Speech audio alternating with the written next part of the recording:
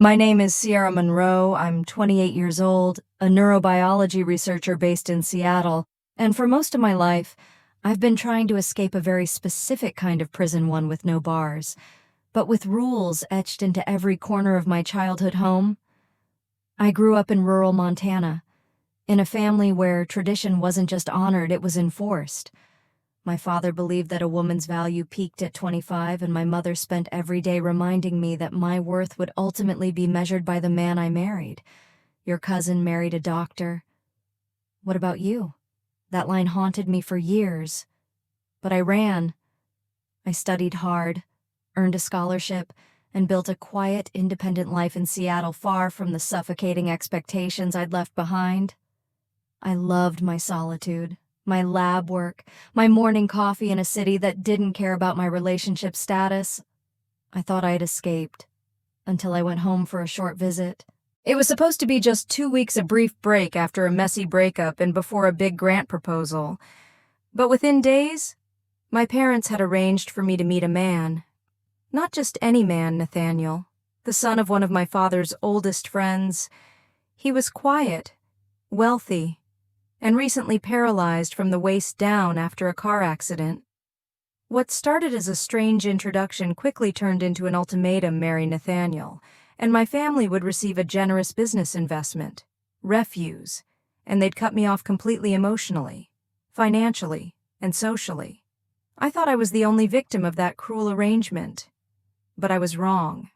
So very wrong. Because Nathaniel had secrets too, ones that would shatter everything I thought I knew about love, about freedom, and about who was really in control. Growing up in my parents' house in rural Montana felt like living inside an invisible cage. From the outside, it was a modest farmhouse with white siding and a red tin roof. But inside, it was filled with unspoken rules and cold expectations that wrapped around your spine and squeezed. My father, William Monroe, was a former cattle broker who had once dreamed of turning our family ranch into a major operation. When that failed, he redirected all of his ambition onto us, me, and my 2 brothers. Except only the boys were allowed to chase things. I was groomed to become someone's wife. Not a doctor, not a professor, a wife. My mother, Elaine, wasn't unkind in the traditional sense. She was never violent, never screamed, but her silence was its own weapon. She wielded disappointment like a scalpel, clean, precise, devastating.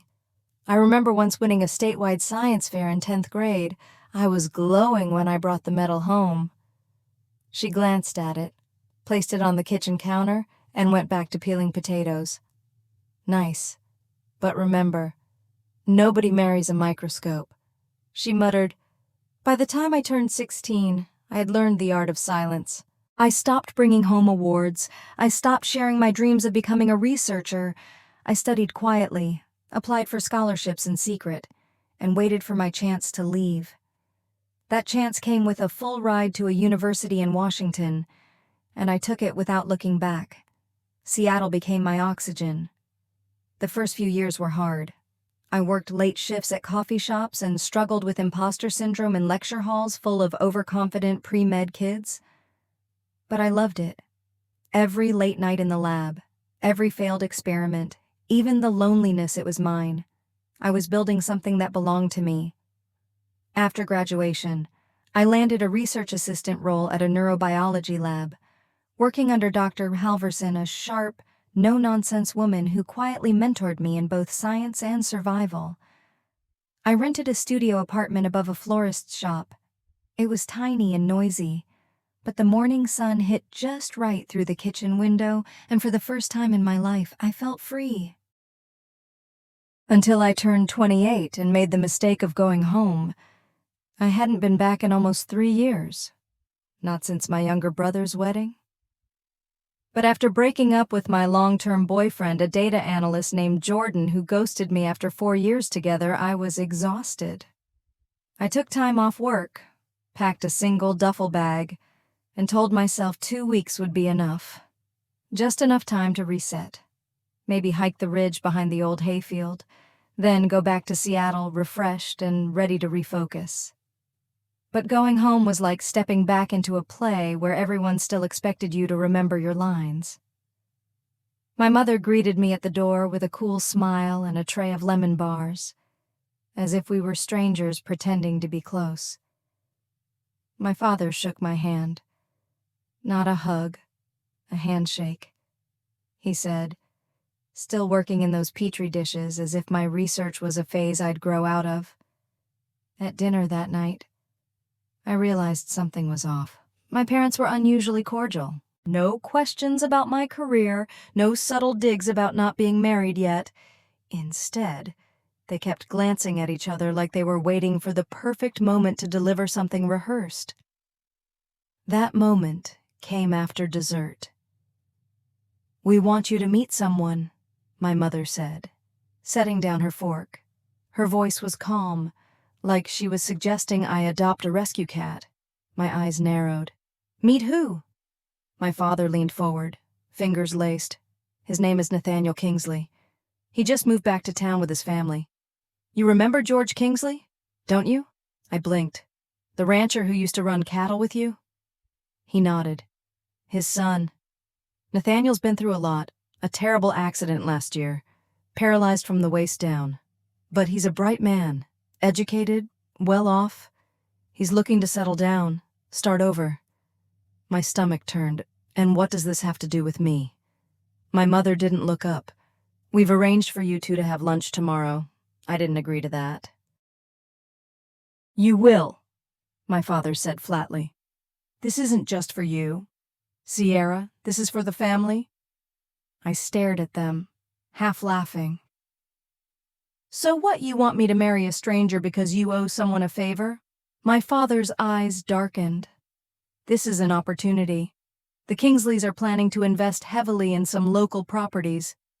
If the families align, we all benefit." I pushed my chair back and stood, "So I'm the asset, the bargaining chip." My mother sighed, as if I were being difficult on purpose. "He's a good man. Sierra. Quiet, kind.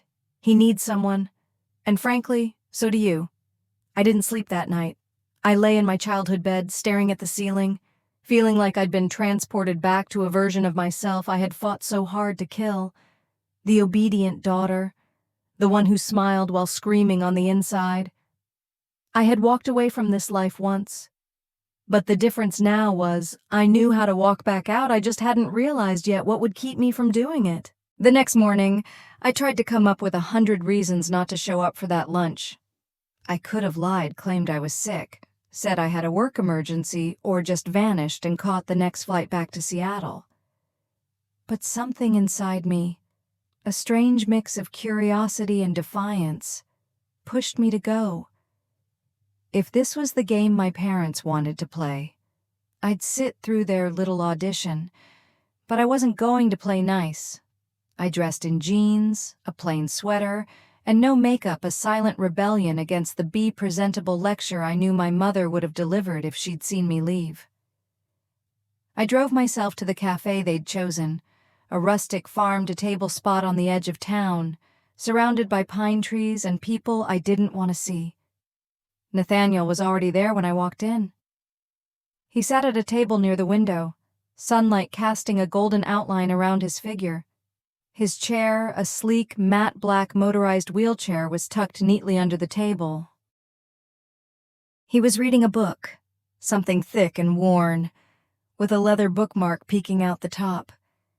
He didn't look up until I cleared my throat. "Sierra?" he asked, voice low and even. I nodded, forcing a polite smile. "Nathaniel." He closed the book and gestured toward the seat across from him. I noticed he didn't offer to shake hands. Whether that was out of courtesy or a physical limitation, I wasn't sure. We ordered. He asked for black coffee and a spinach omelet. I barely looked at the menu and muttered something about tea. Then came the silence, that heavy, uncomfortable pause where two strangers are supposed to pretend this is normal. I broke it first. "So, how much did your parents promise mine?" He blinked, startled, then let out a short, dry laugh. That direct, I don't like wasting time, I replied, folding my arms. They didn't promise money, he said calmly. They offered to invest in your father's failed land project if we worked out. I almost choked on my tea. Is that what this is? Nathaniel tilted his head, studying me. His eyes were a curious shade of hazel cool, almost distant, but not unfriendly. I'm not here to trick you. Sierra, I know this whole thing is insane. I didn't ask for it, but you agreed to it. A beat passed. I did. Why?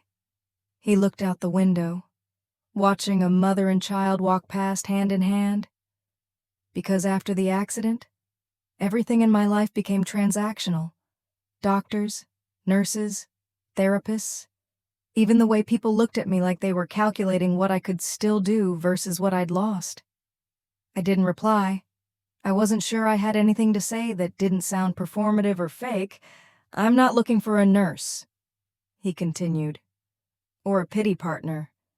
I agreed to meet you because my parents believed this arrangement could fix what's broken in them, not me.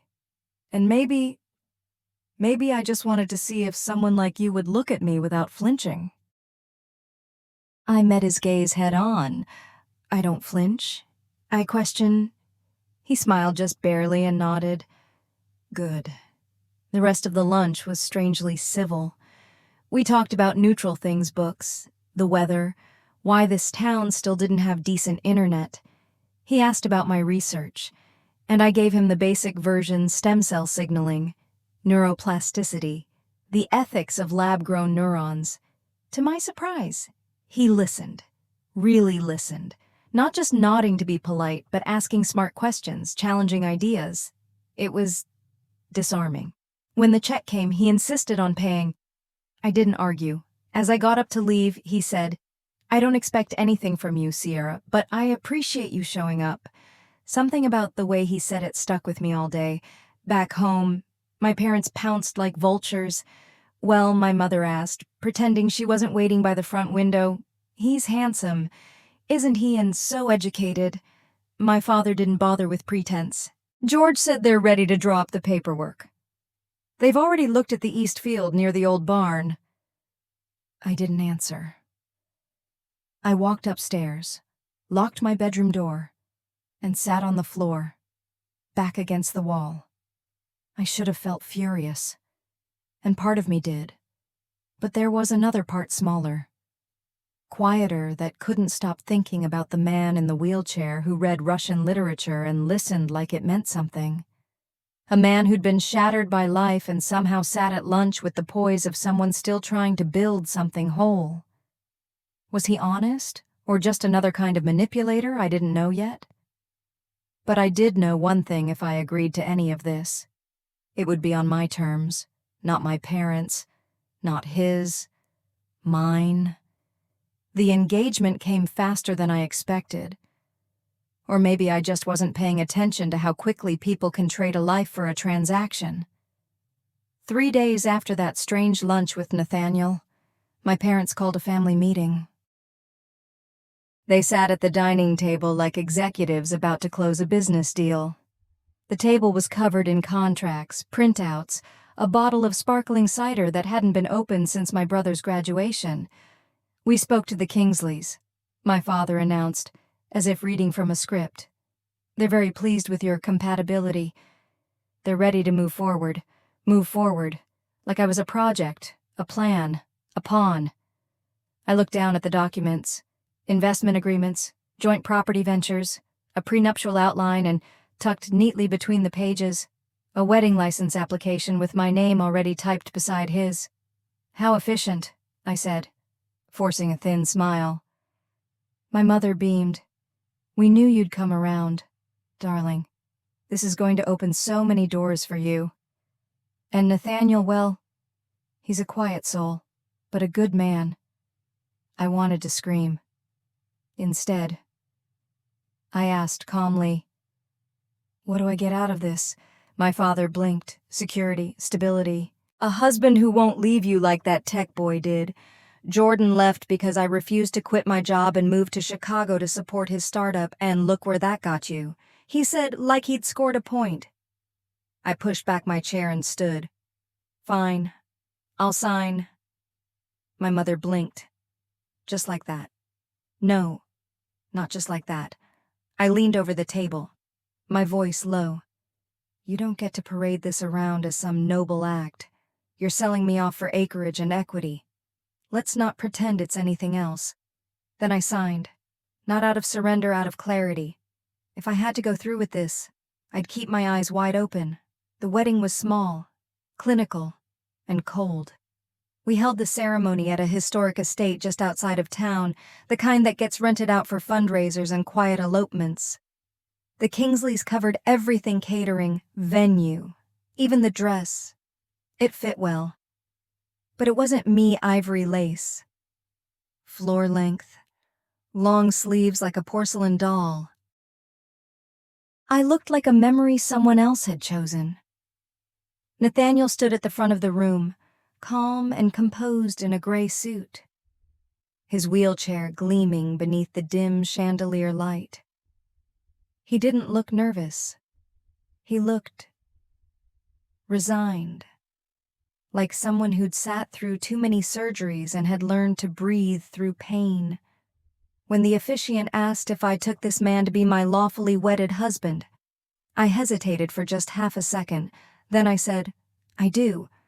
Not because I meant it, but because I needed to understand why this was happening and how far I could stretch before something snapped. We didn't have a honeymoon, not even a night away. Instead, we moved straight into a quiet house Nathaniel's family owned on the edge of a pine forest near Flathead Lake, a modern wood and glass cabin built for peace and isolation. 1 bedroom, open kitchen, wide deck with a view of water and nothing else.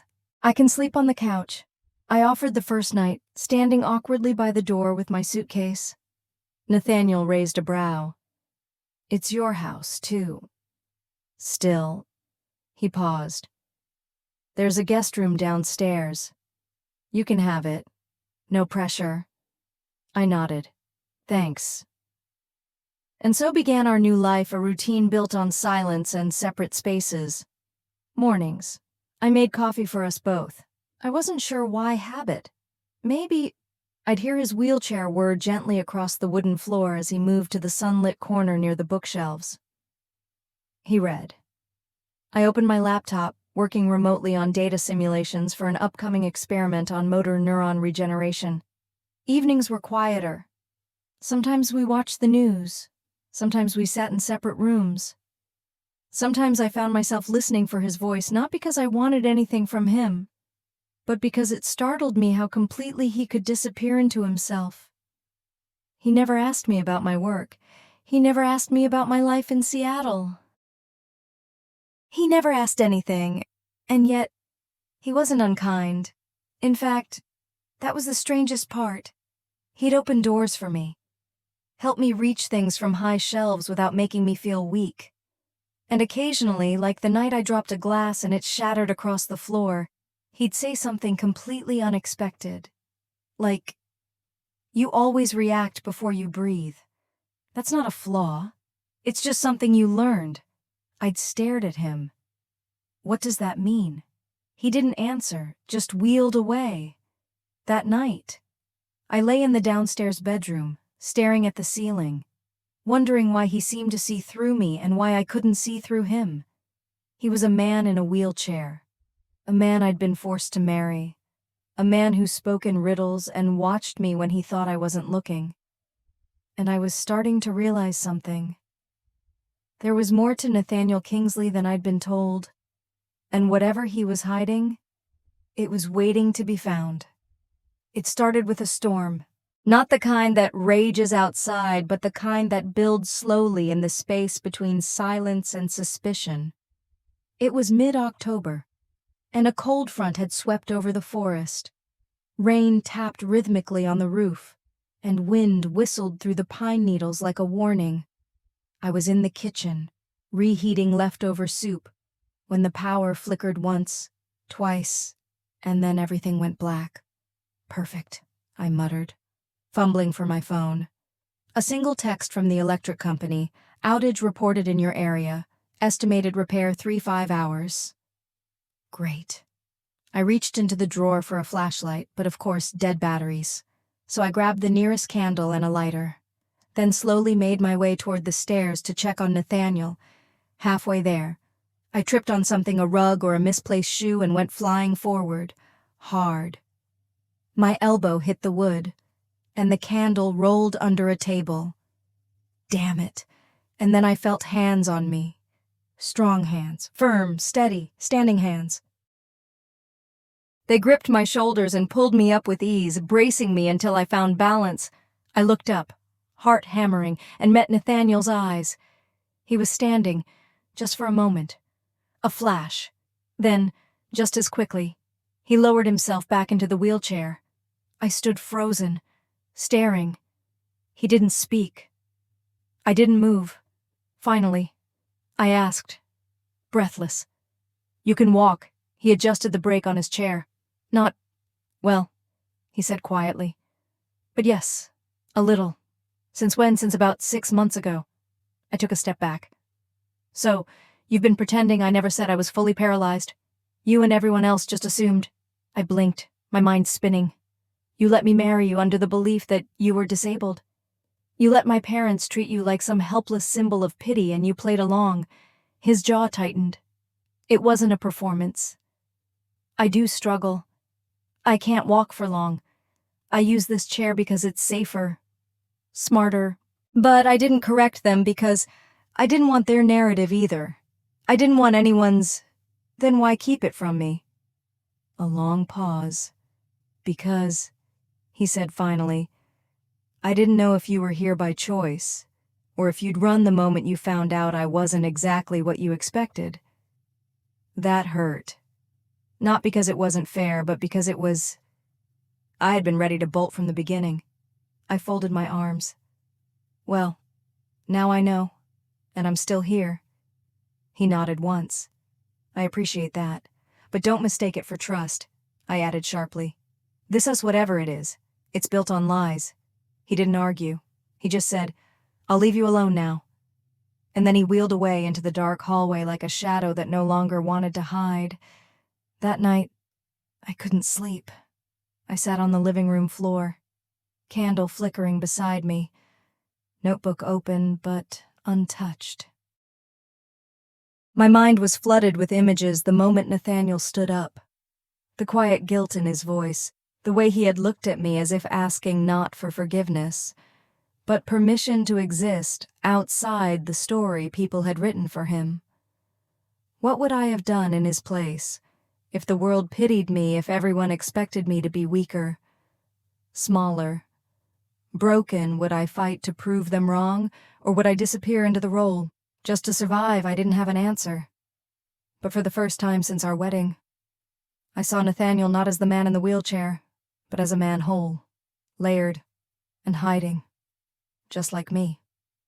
The next morning, I made 2 cups of coffee. One for me, one for him. I left his on the table, then walked outside, wrapping myself in a coat and stepping onto the porch. The storm had passed. The sky was clear, but the air was sharp. Pine needles scattered across the deck like nature's apology for the chaos. A few minutes later, I heard the soft hum of his chair behind me. He didn't speak at first, just sat beside me, sipping his coffee, watching the trees sway. "I'm not angry that you can walk," I said finally. "I'm angry that you didn't trust me enough to tell me." Nathaniel nodded. "That's fair." We sat in silence again, and then I asked, "Why did you agree to the marriage?" He hesitated. Then, in a voice barely louder than the wind, he said, "Because I wanted to choose someone before they chose for me again. And because you were the first person who didn't look at me like I was broken." I looked at him. Really looked. And maybe, just maybe, I started to see the person behind the silence. The fear. The defensive distance. Someone like me. Someone who wasn't here to be rescued, but to be understood. The weeks that followed were a strange kind of quiet, not empty, not cold, just suspended. Nathaniel and I developed a rhythm. We weren't lovers, not yet friends, but we circled each other with a new kind of honesty, guarded, cautious, but real. He stopped pretending he couldn't move, and I stopped pretending I didn't care. He would walk short distances now, without fanfare, limping, bracing himself on counters, sometimes wincing from pain. I didn't comment. I just observed. But the part that gnawed at me wasn't about his legs. It was the sense that this marriage, this arrangement was never just about him or me. Something else had shaped it, and that something had teeth. One night, I found out what it was. It was late. I was in the office off the living room, reorganizing research notes on a neural stem cell project I'd hoped to restart in Seattle. Nathaniel had gone to bed early, or so I thought. I needed a break, so I wandered into the den, looking for a book to distract myself. That's when I saw it. A file folder unmarked, slightly open on the edge of the bookshelf near his chair. I shouldn't have touched it, but curiosity isn't always a choice. Sometimes it grabs you by the collar and demands you look. Inside were medical records, scans, therapy evaluations. But what caught my breath was a signed letter, not from a doctor, from my father. Dear George, as discussed, we're fully on board with the agreement. Sierra will comply. Tell Nathaniel not to reveal his current progress until after the ceremony. The optics matter. Let's keep this clean. William Monroe. My hands began to tremble. He knew. My father knew Nathaniel wasn't fully paralyzed. And worse, they had conspired to lie to me. I sat down hard on the couch, the letter limp in my fingers, as my entire reality unraveled. All this time, I thought I was trapped in a cruel arrangement because of money, tradition, shame. But this wasn't just about family pride or alliances. This was manipulation, calculation, a transaction orchestrated by men who saw both of us as leverage. I heard the soft whir of wheels behind me. Nathaniel? He didn't say anything, just waited, watching me hold the letter like it might catch fire. You knew. I whispered. He closed his eyes. How long have you known? I demanded, louder now. How long have you been keeping this from me? Nathaniel moved closer. Sierra, I wanted to tell you, I did. But what I snapped. But you figured I'd go along with it if I stayed in the dark long enough, no. His voice was quiet but firm. Because I knew once you saw the truth, you'd leave. And I wanted a chance to earn your trust before you disappeared. You had a chance, I said. You had every chance. And instead, you let them manipulate me. You let me believe you were just another victim. You pretended to be the one trapped, when in reality, you had the power the whole time. He shook his head. No, I didn't have power. Sierra, I had shame and guilt, and the knowledge that the only woman who ever looked at me like a man, not a project, not a tragedy, was forced to say, I do. Do you have any idea what that does to someone? I stood, the anger in me rising like floodwater. Do you have any idea what it feels like to wake up every day wondering if your husband is lying about who he is? To be sold off like I was an expired product because I'm 28 and single and unprofitable to my family? Nathaniel flinched, and for a moment, we were just two broken people screaming across a chasm neither of us created. Then he said something I didn't expect. My accident wasn't an accident. I froze. What? He swallowed. The crash wasn't random. I wasn't texting. I wasn't drunk. I drove into that tree on purpose. The room went silent, like every molecule of air had been sucked out. I'd just come back from college. He said, my father was pressing me to join the family business. My mother had just told me she was proud of me for the first time, but only because I'd turned down grad school for a chance to stay home and settle down. I felt like a fraud. like I was becoming a version of myself I didn't choose. And one night, I just kept driving, fast, through a storm, until the road disappeared. I lowered the letter slowly. "You tried to end your life." He nodded. "I didn't want to die, I just didn't want that life." A long silence stretched between us. I walked to the window, pressing my palms to the cold glass. "So what changed?" Nathaniel rolled closer. "The recovery was slow, brutal. I had to learn everything again. Balance, speech, trust. I had no intention of letting my parents arrange anything. But then your name came up. I turned to him, my voice thin. 'So you chose me?' Out of pity, guilt, no." He said, "Because the first time I saw your photo, you looked furious." And I thought, there's someone who won't play along either. I almost laughed. "That's supposed to be a compliment." "It is," he said. "It means I didn't want to be saved. I wanted to be seen. And I thought maybe you did, too." I looked at him for a long time, and in that moment, I hated him. And I didn't. Because in his lie was the truth of my entire life. I had spent years being handled, guided, traded, celebrated when useful, ignored when inconvenient. And somehow, I had walked straight into a mirror of myself. That night, I packed a bag, no shouting, no tears, just a folded letter in my coat pocket, and silence as I wheeled my suitcase across the deck. Nathaniel stood in the doorway, watching. "I won't stop you," he said. "You don't owe me anything." I nodded. "You're right, I don't." Then I added, quietly, "But I don't hate you either." And I walked away into the trees, not knowing where I'd go, but knowing that, for the first time in years, I was choosing it for me. I checked into a small roadside inn just outside of Missoula. The room smelled faintly of lemon cleaner and old carpet. It had a single bed, a battered desk, and beige walls that didn't ask questions. It was exactly what I needed, a place where no one knew my name or what I had just walked away from. For the first time in weeks, I slept not soundly, but without the tension of someone else's presence haunting the next room.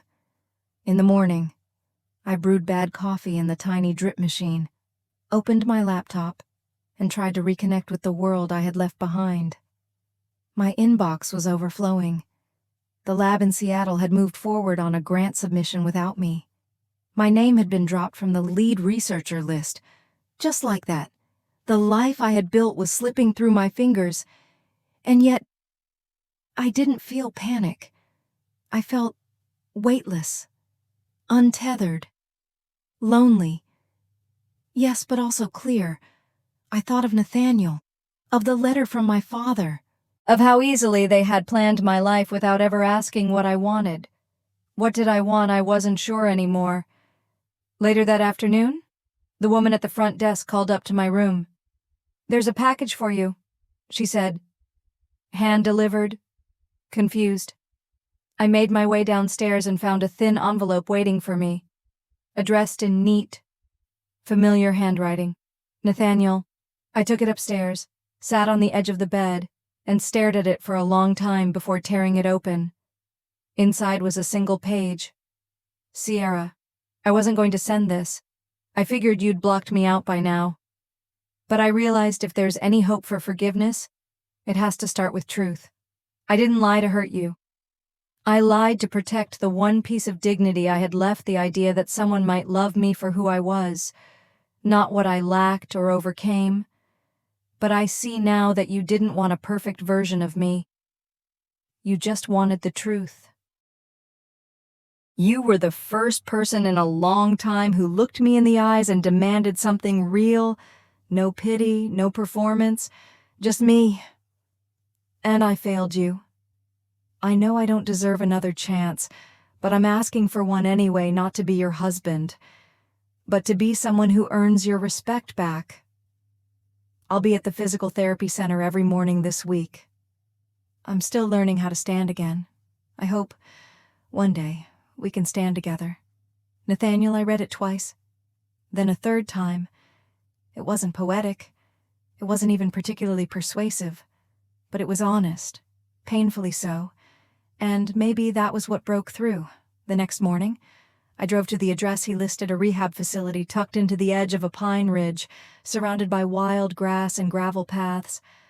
I parked outside and sat in the car for 10 whole minutes, staring at the entrance like it might eat me alive. Then I got out. Inside. The place smelled like antiseptic and eucalyptus. I asked for Nathaniel at the front desk, and the nurse pointed me toward the physical therapy wing. I found him near the far wall, standing in a parallel bar rig. Sweat slicked his temples. His hands gripped the rails tightly as he moved one foot forward, then paused, wincing, then tried again. He didn't see me at first. I stood silently, watching him, watching the effort, the pain, the defiance, watching the man I had once thought was pretending, and now realizing he had been fighting all along not just to walk, but to prove he was worth being seen. When he finally turned and saw me, he stopped moving, just stood there, stunned. "Sierra," he said, breathless. I nodded. "You said you wanted to stand together." He smiled faintly. Still working on the standing part, I noticed a pause. "I don't know what this is," I said, "or what it means, but I'm here. Not because I forgive you, not yet, but because I believe you meant what you wrote." He looked at me, eyes shimmering under fluorescent light. I did. And for the first time since our wedding, we stood not as strangers, not as actors in a script someone else wrote, but as two people with no more lies between us. Just truth. And the beginning of something real. The next few weeks didn't feel like a new beginning. They felt like therapy. Nathaniel and I didn't move back in together right away. I stayed in Missoula, splitting my time between a short-term research placement at the university's neuroregeneration lab and quiet mornings at the rehab center where Nathaniel trained. Our conversations were brief, at first careful, measured, like two people who had burned one another without meaning to and were still smelling the smoke. But the walls between us were different now, not the kind built out of fear or performance, but of patience, the slow, deliberate kind that asks, "Can we really start over?" And the answer, eventually, was yes. One Saturday, I arrived at the rehab center to find Nathaniel sitting in the garden outside. His wheelchair was parked beside him, but he was on a bench, leaning slightly on a cane, dressed in a t-shirt and track pants, legs shaking gently from the effort of walking earlier that morning. He looked up as I approached, eyes lighting up. "I walked 12 steps today," he said, grinning. 12 more than I walked before coffee," I replied, sitting beside him. He chuckled. "My therapist says I should aim for 15 next week. Stretch goals." We sat there in comfortable silence for a while, watching the wind dance through the tall grass. It wasn't the kind of moment that makes headlines or storybooks, but it was the kind of moment that felt earned. After a while, he turned to me and said, "Do you know why I agreed to marry you? I thought we already covered that." I said cautiously. He shook his head. "I gave you a version of the truth, but not the whole one." I stayed quiet. "My parents didn't just want a daughter-in-law," he continued. "They wanted to lock in a deal, yes, but they also wanted to fix me. And they thought putting someone strong and capable next to me would snap me out of the depression, like I was a puzzle that just needed the right piece." I looked at him, my voice quiet. "And you?" I agreed because I saw your photo and read your profile and thought, here's someone who won't play the role either. I thought maybe you'd challenge me. Or at least, not pity me. I nodded slowly. "So we both said yes for the wrong reasons." "Maybe," he said. "But we're still here." I turned to face him fully. "And what about now? If we could rewind everything, no families, no pressure, no expectations, Would you still choose me? He looked at me without hesitation. Yes. It wasn't dramatic. There were no fireworks, no background music, just that single word, said like a fact, like gravity, and something in me shifted. Because I realized I'd been waiting for that kind of certainty my whole life. A few days later, I moved out of the inn and into a small 2-bedroom apartment near the river. Nathaniel helped me pick the place. We painted one of the rooms together pale sage green, and I turned it into a remote lab workspace. He stayed over sometimes, bringing his notebooks and stubborn independence. Other nights, he went back to the cabin, still needing space to breathe on his own terms. We weren't rushing. We were rebuilding. One night, as we cooked dinner together, or rather, as I tried to cook and he laughed from the stool as I burned the onions, he reached across the counter and said, "I want to marry you again." I dropped the spatula. "You what?" He smiled. "For real this time.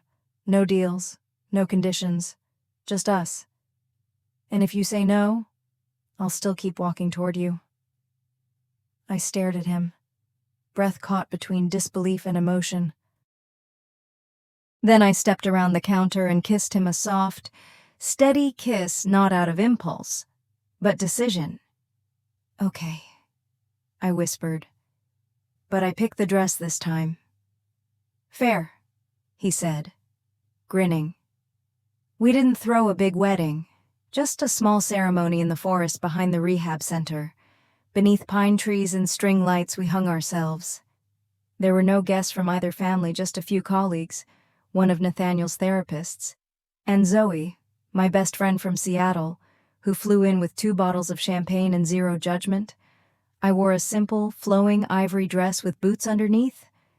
He walked the aisle with his cane, one deliberate step at a time. When the officiant asked if we took each other freely and willingly, we both laughed. There was nothing free about how it started, but now every step, every breath, every vow was our choice. And this time, we meant it. I knew they'd come eventually. My parents, William and Elaine Monroe, never missed a chance to collect on what they thought they were owed. It happened a month after the second wedding. They arrived unannounced at our apartment in Missoula. I was working from home, reviewing neural pathway recovery case studies. When I heard the knock, I opened the door. And there they stood, my mother in her beige wool coat, lips tight as pressed flowers, my father as stiff and sunken as ever, holding a folder under one arm like he'd come to finalize a business deal. "Sierra," he said, not with warmth, with entitlement. "Mom, Dad." I stepped aside, letting them in, not because they deserved it, but because I wanted to hear exactly what they had to say. No assumptions, no guessing games, just truth. One last time. Nathaniel was out for his rehab session. I was glad. This was my confrontation to finish. They sat on the living room couch, taking in the minimalistic decor, the shelf of books on neurobiology, the photo of Nathaniel and me smiling beneath the pine trees at our ceremony. My mother's eyes flickered toward the frame, and something sour twisted in her mouth. "We heard about your second wedding," she said coolly. "I assumed you would," I replied, sitting across from them. "We just thought," my father said, clearing his throat, "that since things are working out so well now, it might be time to revisit the original agreement." I blinked. "What agreement?" "You know," he continued, leaning forward. "The investment, the property deals we arranged with the Kingsleys, they fulfilled their part. And you, well, you're now reaping the benefits, the reputation, the partnership. Surely you can recognize that your success stems from what we arranged." I didn't speak. I just stood and walked to the sideboard, pulled open the drawer, and removed the letter, his letter, the one he wrote to George Kingsley before the wedding. Agreeing to deceive me, I placed it on the coffee table. My mother's face paled. My father reached for it, scanning the page quickly, then leaning back, scowling. "Where did you get this?" "Where do you think?" I asked. He tried to wave it off. "That's out of context. It's betrayal." I said, "Not context." They both stared at me, so I kept going. "You lied to me. You sold me off like a stock option. You didn't care about Nathaniel. You didn't care about me. All you wanted was a seat at a table you didn't earn." "We did what was best for you," my mother said sharply. "No, you did what was best for you." My voice didn't rise. It didn't need to. It just cut quiet and surgical. "Do you know what Nathaniel and I had to rebuild trust? Safety. Dignity. He almost died trying to escape the same kind of life you tried to push me into. You think you gave me opportunity, but what you really gave me was the motivation to run and the clarity to never come back." My father's jaw tightened. "We're still your family." "No," I said simply. "Your relatives." My mother stiffened. I stepped closer, calm but resolute. "Family doesn't manipulate. Family doesn't leverage trauma. Family doesn't lie to your face and call it love." They didn't respond. Not because they were sorry, but because they knew they'd lost. And I think, for the first time, they felt powerless. I walked to the door, opened it, and stood aside. "You're not welcome in my home, and you won't be part of my life or my future family. I choose who stays, and I choose peace." They left in silence. My father didn't look back. My mother hesitated for a moment at the door, her eyes searching my face for the daughter she thought she still controlled. But I wasn't that girl anymore, and she knew it. That night, Nathaniel came home to find me on the couch, holding a cup of tea, wrapped in the quiet that comes after a long-awaited storm. He knelt beside me, his legs stiff, and took my hand. "Was it awful?" he asked gently. "No," I said. "It was closure." And then I smiled. "They're not our story anymore." In the months that followed, Nathaniel and I moved again, this time to Seattle, where I accepted a permanent research position at a biotech lab focused on neural repair. Nathaniel launched a mentorship program for young adults living with post-trauma disabilities, a hybrid between coaching, advocacy, and simply being there for those who needed someone who got it. We bought a small craftsman house on a quiet street. With a garden he built himself, raised beds, accessible paths, sunflowers that bloomed like golden reminders that healing takes time, and sunlight. We still had our fights. We still had our scars. But we had chosen each other freely, fiercely, fully, and that made all the difference. Sometimes, when I lie awake in the early hours, I think back to that first moment, the knock on the door, the arrangement, the contract, the anger. I used to think I was trapped in a story someone else had written. Now I know I just had to walk through the ending they planned for me, to reach the life I would write myself, because love isn't built on roles, or lies, or family names. Love, the real kind, is born when two people stop hiding and stand up together.